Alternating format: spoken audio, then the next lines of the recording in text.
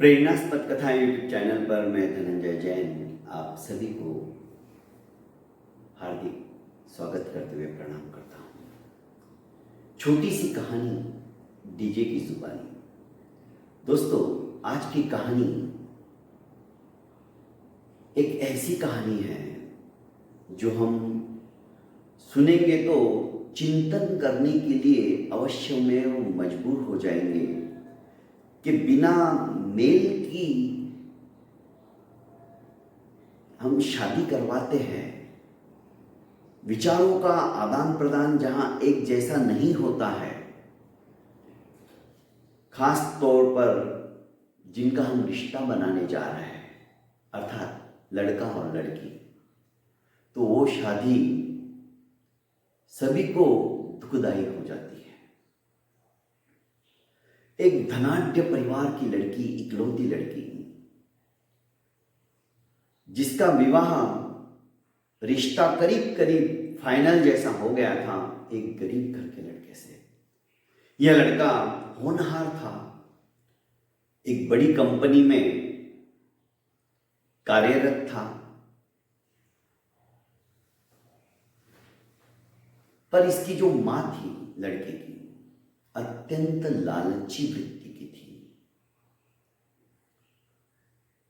जब रिश्ता घर पे आया और बड़ी चमचमाती हुई गाड़ी उनके घर के सामने खड़ी हुई, तो सरला देवी, उसके तो पैर जमीन पे टिकी नहीं रहे थे। उसने कहा हाँ हाँ, हमें ये रिश्ता मंजूर है, क्योंकि एक सेकंड के अंदर उसने सोच लिया ये लड़की इकलौती है और इसके बाद सब कुछ, इनकी पूरी जायदाद मेरे बेटे की हो जाएगी। ये लोभ, ये लालच, ये महत्वाकांक्षाएं, ये इच्छाएं इंसान को कितना गिरा देती है, ये इसी कहानी के माध्यम से हमें ज्ञात होने वाला है। दोस्तों, एक दिन जब करीब करीब बात फाइनल जैसी हो चुकी थी और सिर्फ तारीख तय करना बाकी था, एक दिन उसके पापा, लड़की के पापा, एक बहुत बड़ा बैग भरकर अपनी गाड़ी में लेके आए, जो कि नोटों से भरा हुआ था। अचानक समधी जी को आए देख पहले तो सरला देवी सकपका गई। बोले कि कुछ पूर्व सूचना तो दे देते, आपके आवाभगत में, खातिरदारी में इस तरह की कमी नहीं हो पाती। हम अच्छी तरह से खातिरदारी भी नहीं कर पा रहे हैं। लड़की के पिता ने कहा जब मैं बेटी दे रहा हूं अपनी, तो जरूरी नहीं है कि मैं हर बार बोल के ही आऊं। क्या मैं बेटी दे रहा हूं कम है? नहीं नहीं समझी जी, ऐसी बात नहीं है, पर आप पूर्व सूचना दे देते तो शायद हम अच्छे से तैयारी करके रखते। कोई बात नहीं, मैं जिस काम से आया हूं वो काम की बात आपसे बताऊं। देखो, मैंने अपनी बेटी को जिंदगी में इतना सा भी दुख नहीं पहुंचाया है, पहली बात। दूसरी बात, वो जिस घर में अब आ रही है, ये घर उसके लायक नहीं है, तो आपको अब यहां पर इसी जगह पे एक नया भवन बनाना है। लड़के के पिता अचानक बोले कि मैं कैसे, ये पॉसिबल नहीं है। आपको कुछ नहीं करना है समधी जी। और उन्होंने ड्राइवर को इशारा किया और बैग लाने को कहा। बैग नोटों से भरा पड़ा था। चेन खोलकर जब बताया गया तो सरला जी की आंखें फटी की फटी रह गई। उसने अपनी जिंदगी में इतनी नोटें, इतना पैसा कभी नहीं देखा था। आपको सिर्फ आपका ये घर तोड़कर यहां पर नया भवन बनाना है। मैंने आर्किटेक्ट से इसका प्लान भी डिजाइन कर लिया है और ये पूरा पैसा जितना लगने वाला है उससे ज़्यादा ही है, ये आपको सौंप रहा हूं, आप जितना जल्दी हो सके यहां पर बना लीजिए, क्योंकि उसको ऐसे घर में रहने की आदत नहीं है। ठीक है समझी जी, आप बिल्कुल चिंता मत करो। लड़के के पिता कुछ कहते उसके पहले ही लड़के की मां ने उनका मुंह ये बोलते हुए बंद करवा दिया कि समझी जी आप चिंता मत करो, हम सब देख लेंगे, बस मेरी बेटी को किसी भी तरह का दुख नहीं होना चाहिए, उसकी हर इच्छा पूरी होनी चाहिए। उसने मुंह खोला और वो चीज घर में नहीं आई हुई हो, ऐसा मैंने कभी नहीं होने दिया। बड़े नाजों से मैंने उसे पाला है, मेरी परी है, मेरी राज दुलारी है। इतना कह के लड़की के पिता वहां से रवाना हो जाते हैं। शादी की तारीख करीब करीब तय हो गई थी, तो जोर शोर से तैयारियां शुरू हो गई थी। जैसे ही इनका घर टूटकर वहां पर भवन बनने लगा, तो गांव के अंदर तरह तरह की चर्चाएं होने लगी। जब लड़का घर पे आया शाम को, जिस दिन बैग दे के गए थे समधी जी अर्थात उसके ससुर जी, तो मां तो फुली नहीं समा रही थी। उसने कहा कि बेटा बहुत अच्छा हुआ, देख आज लक्ष्मी खुद चलकर हमारे घर में आई है, तेरे तो भाग्य ही खुल गए रे। और उसने लाकर बैग बेटे के सामने रखकर चेन खोल के देख कितनी नोट है। बेटे ने कहा नहीं मां, तुम समझ नहीं रही हो, तुम ये बात नहीं जान रही हो कि तुम मुझे बेच रही हो और वो मुझे खरीद रहे हैं। इसका परिणाम क्या होगा ये तुम्हें अभी नहीं समझ में आ रहा है। दहेज लेना और देना बहुत बुरी बात है, पर जो इस तरह से, अरे बेटा तू समझता क्यों नहीं, वो इकलौती लड़की है, जो कुछ उसका है वो तेरा ही तो है, और हमने थोड़ी उनसे मांगा, वो खुद होके दे के गए, तो आती हुई लक्ष्मी को ठुकराना ये भी गलत है। बाप बेटे को मां कुछ बोलने ही नहीं देती थी, पर बेटे ने कहा मां मेरी पसंद नापसंद को भी तुमने एक बार पूछ लिया होता, पर आज तक मैं तुम्हारे सामने कुछ बोला नहीं, पर अब बोल रहा हूं, ये जो भी तुम कर रही हो इसका परिणाम बहुत बुरा होने वाला है। पता नहीं मुझे क्यों ऐसा एहसास हो रहा है। इतना कह के लड़का वहां से चला जाता है, हाथ मुंह धोता है और अपने रूम में आ जाता है। उसके बाद दूसरे ही दिन से उस मकान को तोड़कर भव्य भवन बनाने की तैयारियां शुरू हो जाती है।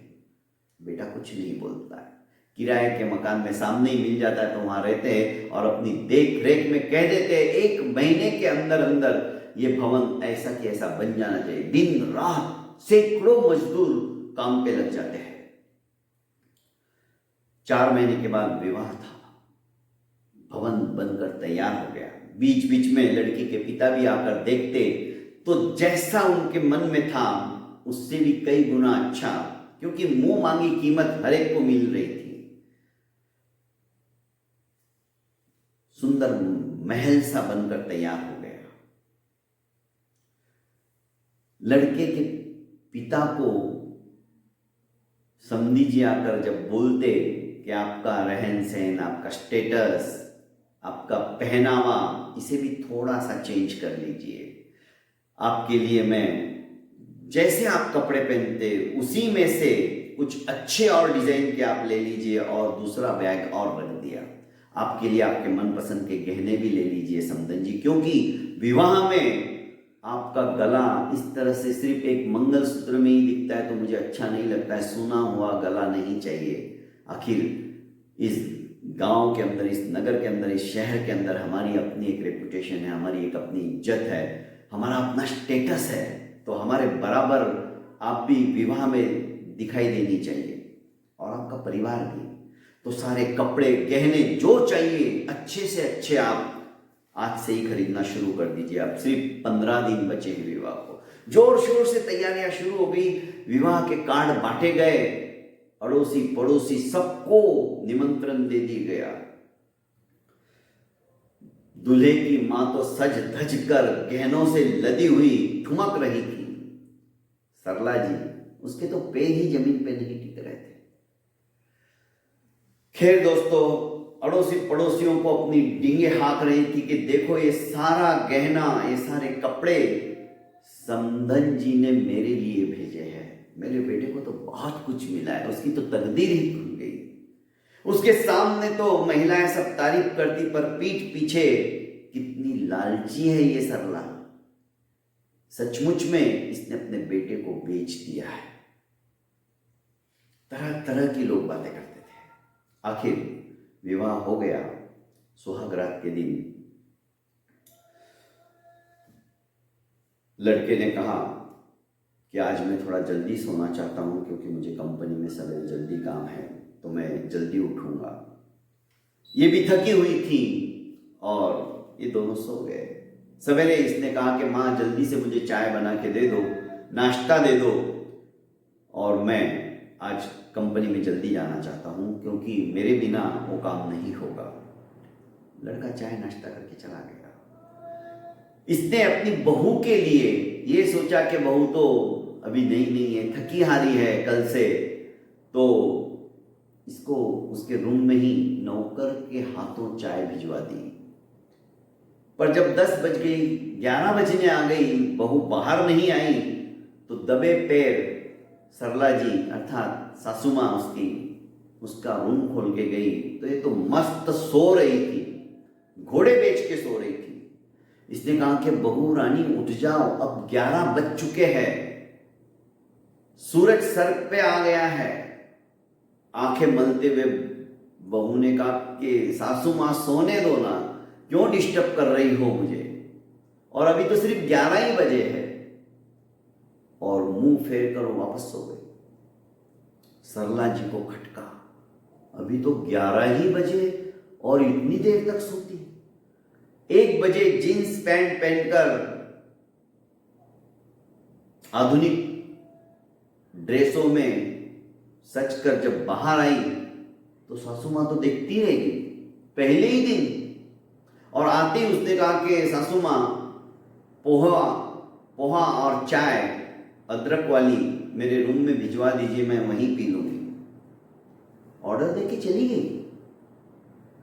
सरला को खटका, पर कर क्या सकती थी।